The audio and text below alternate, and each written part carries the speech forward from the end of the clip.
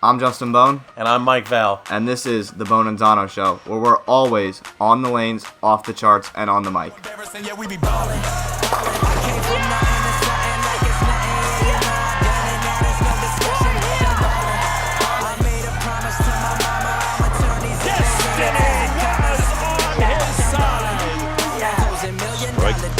it. Let's strike to claim it.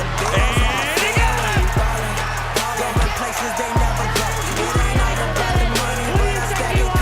Hello, everyone, and welcome to our first ever Bohn and Zano podcast, where we are always on the lanes, off the charts, and on the mic. So, first off, we're going to get started with a couple of things about your host, Justin Bohn and Mike Valanzano. I am the 2017 JV Division Teen Masters Champion, and also the first ever Bowler's Choice Award Social King. Mike? And if I'm not mistaken, I think with the last name, don't you have a little bit of bowling royalty in your background somehow? Yeah, something like that. I think your dad is, he's somewhat of a name in the game, isn't he? Parker? This Parker guy, yeah, I don't know who he is. That guy, yeah.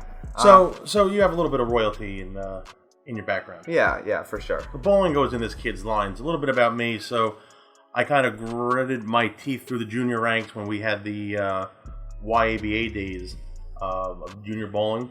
Bowled in college for Morehead State. Did a little bit on the regional circuit, bowled a couple of the high rollers, and had a little bit of success at every level.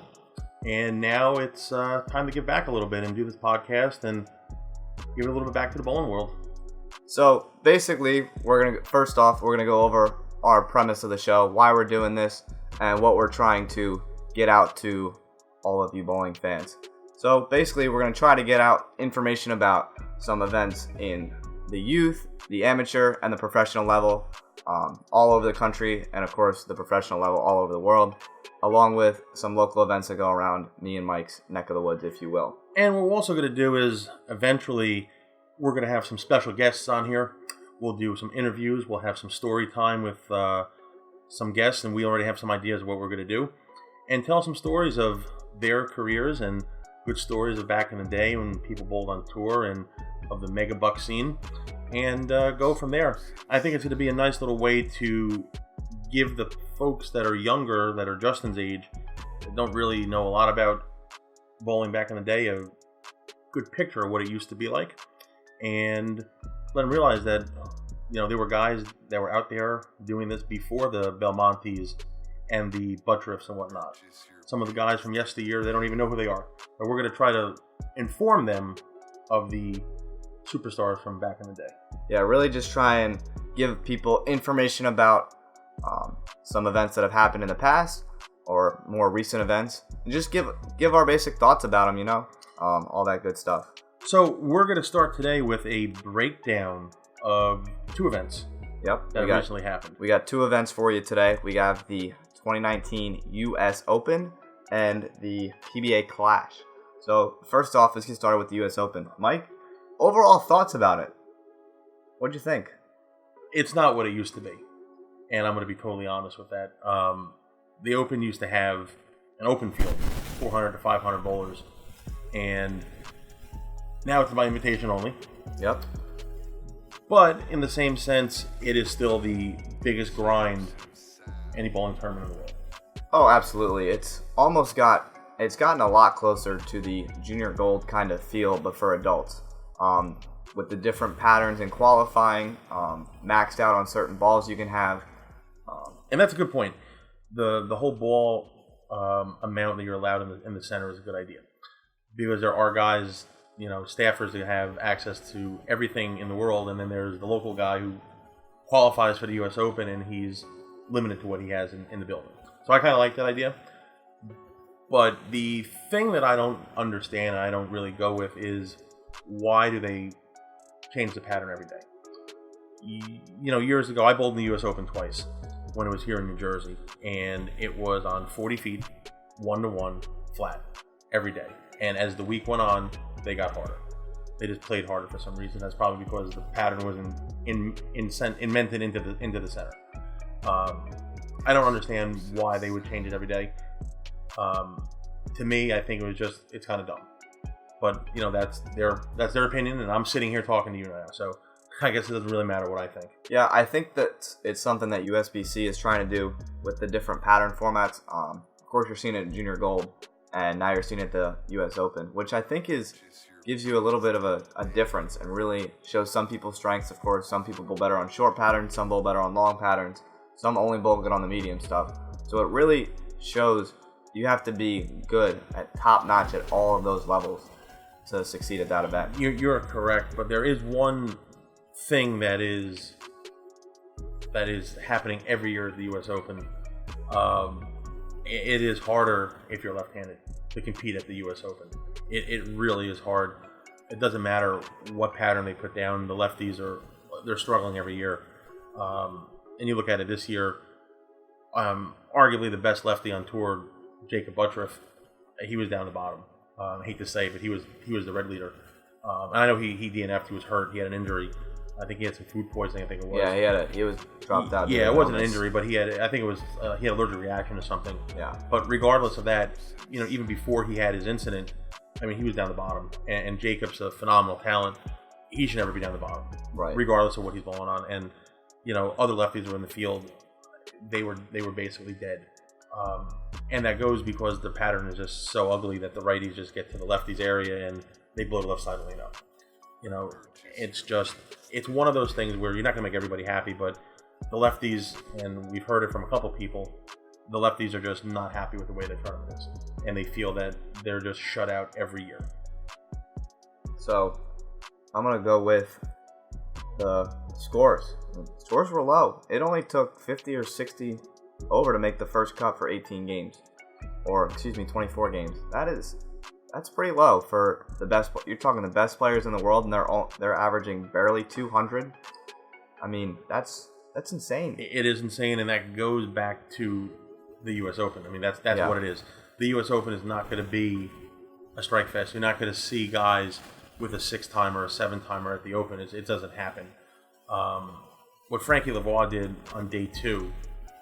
He had a monster block. I think he was like 200 and change over. He averaged 240 when people were struggling to average 200. Exactly. Frankie bowled absolutely just phenomenal. I mean, the guy's a great player, but he made shots that were it was unbelievable. If you watch the live feed, I mean, he was just acing every single shot. And honestly, the most deserving bowler won the tournament. Oh, absolutely. I mean, 56 games on 4 different ruling patterns over the amount of days. I mean, there were some hours that, like, after qualifying for B Squad, after the 3rd day was over, they got done bowling at 12 o'clock at night. They had a 45-minute practice session on pattern 4. They got to switch out some balls, and then had to be back in the building to start round, or the cashers round, at 8 a.m., right. Which is very similar to the things that we do at Junior Gold. The scores aren't out quite as fast. They were out in 15 minutes, I believe. But, I mean, it's late nights, early mornings. And what's amazing is, and this is totally off the topic here, and it always goes back to the bowlers aren't athletes. Well, you try doing what they did. Oh my God. You're bowling 8 games for the first 3 days, on top of 16 games for 2 days, and then a TV show. I mean, long days and not a lot of sleep involved. Nope, not a lot of sleep, especially when you're going to be back at the bowl for 8 o'clock in the morning or roll call for 7:30. Right. You just got done bowling, midnight the next night, and you're going back to your hotel. You're getting clothes ready for the morning. You're working out a ball in the morning. You're not going to get to the center for roll call at 7:30. You're getting to the center probably by 6:30 to work out a couple balls or get on the truck and do some work. Right. You're getting 4 hours of sleep. Right. And that's multiple days in a row. Correct. So don't tell me bowlers aren't athletes. That's the biggest sham in the world, and that is the biggest lie in the world. But again, I think did the best bowler on the show win? We had the best bowler on the world on telecast. Belmonte was on the show. He's the best bowler on the planet. I mean, he struggled, and all the times Belmo's been on TV, you never see the guy bowl 140 ever. Right. He was completely lost. And that just goes to show how challenging they were when the best guy on tour for the last decade. He's the best bowler on the planet. I mean, oh my God. One hand, two hand, it doesn't make a difference. He's the best bowler on the planet. Right. And he looked like he needed a roadmap to get to the 1-3. Oh my God. It was unreal. And, Frankie's not the number 1 ranked bowler in the world. Not taking anything away from him. But the most deserving bowler on the telecast won the show. He earned it. Yep. And use the right ball, play the right part of the lane, Correct. and set himself up really nicely. Correct. He stayed out of trouble. Yep. He made all his spares. Yep. He had the front 6 or 7 in the title match against Sean. Yeah. He had the front 5 and then 3, 6, 7, 10, and then made it. Mm-hmm. And that was enough. Yeah. Once he made that, you kind of figured the rest was going to fall into place. He made just unbelievable shots, and he earned it. Second U.S. Open. I mean, testament to him and how good he really is. And coming up through Wichita State, he's a phenomenal talent. Canadian, first Canadian to ever win a title on tour. First Canadian to win a major. He has 2 of them now. 2 green jackets. But, he definitely earned that tournament, and that he struggled in the beginning of the year. He was not bowling very good. Was not making a whole lot of shows. I don't think he made a show, but no. He came back at the end of the season and just got back to what he was doing. He thought his rev rate was too low at the beginning of the season, but then came back, stuck to what he was doing, and ended up winning the U.S. Open. I mean, that takes a lot. It does, and it just shows that how hard these guys work. Something minor can be wrong, and it can set them back 2-3 months. He just puts the time in there, and he figured it out. And I believe he hopped the plane to go to Kuwait to bowl the tournament over in Kuwait. Yes, he did. He went over there. He bowled really well over there. But hats off to Frankie. This is an absolutely phenomenal showing. Yes, he put on a clinic at the U.S. Open this year. So the next event that recently happened, we're going to talk about a little bit, is the PBA Clash, and that happened down at the Kegel Training Center in Florida. The top 8 on the money list on the tour got an invitation to go. So it was Justin, tell me a little more. So it was the top 8 of the 2019 season in earnings strictly. The format was in the first round, everyone was going to do a bowl at 10th frame, and then the low 10th frame was eliminated. Then in the rounds following, it would be a 1-ball roll-off, low ball eliminated, and any ties for the bottom spot would go into a roll-off until only 1 person was eliminated per round. Once it was down to final 2 players, they would bowl 1 game for the title, and it would be a winner-take-all for $50,000. So let's get started and talk about the players that made the top 8 this year. It consisted of Jason Belmonte, Jacob Buttriff, Sean Rash, EJ Tackett, Anthony Simonson, Bill O'Neill, Norm Duke, and Chris Prather. And, of course, couldn't have been 8 better guys for that show. That's a pretty good field right there. Yeah, so in round 1, Chris Prather went out, or got up 2-8 and missed it. The Shark. Yes. The Shark went down. The Shark took off just a 2-pin. Got a little scared there for a second from Mr. Buttriff. When Buttriff got 5 through the middle, he left a 2, 4, 6, 7, 10. But don't worry, folks. He made it. He makes it. So he made it in round 1. So Chris went out in the first round, and then it ended up coming down to, as the consecutive rounds followed, that was one of the big moments, especially in round 1. But Jacob would take advantage of that and end up bowling EJ Tackett in the 1-game match for the title. And, Mike, Jacob didn't start off the championship match very good. No, and Jacob has had some demons on TV, as we all know, especially when it comes to his spare game. We've seen him on TV miss a lot of makeables when he's on the show, and it's cost him a couple times. For example, the U.S. Open a couple years ago. And it started that way again. He fought through it. He did fight through it, and he threw, I think, a 5 or a 6-timer in the middle of the game. Yeah, he threw it pretty well in that game, but he started off the match with a gutter ball.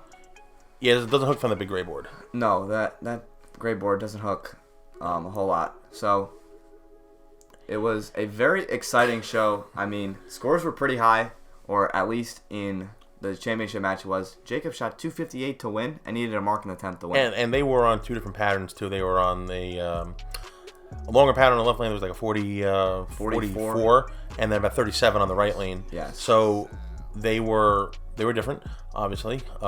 Jacob played in the same because he can. And it was pretty impressive to watch him play the same part of the lane on 2 different patterns with urethane. Yep. And that's his thing. And he had his trick, and when he has his trick, he's really, really tough to beat. Yeah, I mean, EJ was playing him similar with the same ball, but on the shorter pattern, throwing a little bit further to the right. And that was what ultimately stopped him from winning. Correct. His struggles on the left lane, where he's got to keep his angles a little bit more square, a little bit more straighter to the front, was what ultimately cost him, because he could throw it as far right as he wanted on the right lane, but ultimately he didn't make some of the greatest shots on the left lane, and Jacob was able to take advantage No, of it. and it's going to happen. I mean, you're bowling one game, a winner take all for $50K. The nerves are probably setting in as well. Right. And EJ's bowled for, money like that in his career before, but, when it's a winner take all for $50,000, you're gonna feel it a little more than you normally do. Right. So it's natural, and hats off to EJ. He bowled great in this thing. Great concept. The idea, the premise of the clash, great idea. Oh, I agree. I mean, anytime you get to see any of the top 2 players on the same TV show, it's going to be an exciting show to watch. And also, not just that, but let's just say this: you had a little bit of everything. Oh, you yeah. You had a lefty. You had you had a couple two-handers. You had somebody who I think is the best physical game on tour in Chris Prather. You had that, and not to mention you had ho-hum, Mr. PBA 50 Norm Duke on the show too. Oh yeah, and that's incredible. And let's not forget here, normally the rule of thumb is, the older you get, the more you slow down a little bit.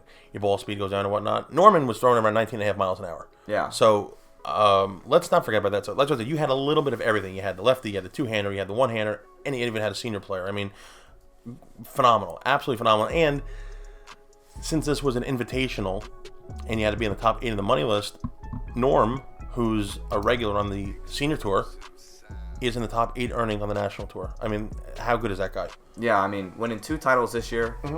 But the show overall was very exciting. It came down to one shot a lot. I mean, especially in that one ball format, it's going to get exciting towards the end there. Absolutely, and the nerves are going to get there. I mean, you're going to start to jitter a little bit. I mean, this was good, and this actually kind of reminded me of. And I'm going to go a little bit back, and I'm sure you're going to be familiar with this one, the old Motel 6 shootout. The Roll to Riches, yes. The Roll to Riches, and I'm sure you're familiar with one of them in particular. But that kind of reminded me of that. Same kind of format. I think they bowled like a 6-frame match. It was a race to 6 strikes. That was for the title. But yes, in leading into it was like a 6-frame game they would bowl, and then it was, like you said, a race to 6. And I think somebody I know. I think somebody you know too would won one of those. So that guy. That guy. But anyway, great concept. That guy that I'm somehow related to bowling somehow. Yeah, that guy. Yeah, that guy. You share the name. I don't know. Parker? Yeah, he used to be really good. Yeah, Parker Bohn. Yeah, yep, that guy. But you know what? Kudos to Tom Clark for doing this, and these invitational things the PBA is doing now. It's promoting the game. It's sparking interest.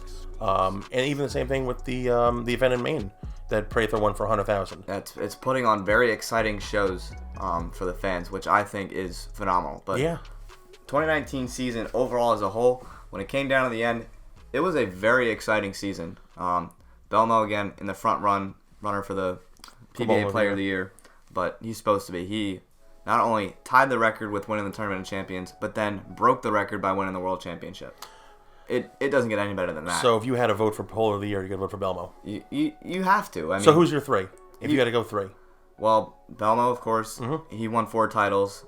And then I'm going to go with Jacob Buttriff. He won 3, including the Masters. Including the Masters, correct. And then it's got to be someone else in that list. Part of me wants to say Norm, because he won 2 titles. Sean's right up there. I think he won 2 or 3. So again, it came down to it, and especially with like you said, the PBA playoffs, it was 6 or 7 straight weeks of bowling. Yeah.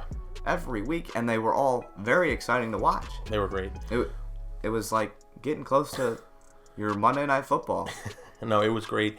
If I'm going to give you my list here, I think we got to put Belmonte on the top of Bowler of the Year. I agree with Buttriff as well, and I think. Nothing against Sean or anybody else, but I think you have to put Duke in there. And I think the only reason you would put Duke in there is he did win 2 titles. He won back-to-back titles, and he's a senior player. He's doing it on both the national tour and on the senior tour. I know you separate both, but he's doing it from everything. I mean, the man is a magician. He's been a magician for years. Yep. At the end of the day, well, I think he's going to win Bowler of the Year. I don't. I think Belmonte's going to probably win the award again, as he should, with everything he did this year. But that would be my 1, 2, 3 for Player of the Year this year. All right, Mike. Well, that wraps up our first show. Again, we've got some exciting stuff coming to you in this Bohn and Zano podcast. We do. We're going to have, like we said earlier, we're going to touch on youth bowling from around the world because of all the traveling you guys do. You have a trip to Malaysia coming up. Yep. Super excited for that. Yep. And we're going to be touching on bowling in the amateur ranks. We'll be talking about team trials coming up in January and more stuff with the tour. Along with some local high school stuff that's going around in our area, in our neck of the woods. And again, if you guys have anything that you would like us to talk about or like to see us talk about, any events, anything in your area too, shout outs as well, let us know. Go to the YouTube page. We're on Facebook. We're on Instagram. Just get in touch with us somehow, any way, shape, or form, and we will be sure to give you a shout out for anything you do, honor scores, winning a tournament, anything like that. And in addition to that, we will have some sponsors coming on. We will have some donations made. We will have some giveaways. We're going to have some special guests in the industry, some big names. So a lot of exciting stuff coming up in the future. 2020 is going to be a big year for us, and we are going to get our names on the map. And the way to do that is by you guys listening to us. So stay tuned. Thank you. And for now, that's our first show. So tune in next time to the Bohn and Zano podcast, where we're always on the lanes, off the charts, and on the mic. Take care. Yeah, we be ballin'.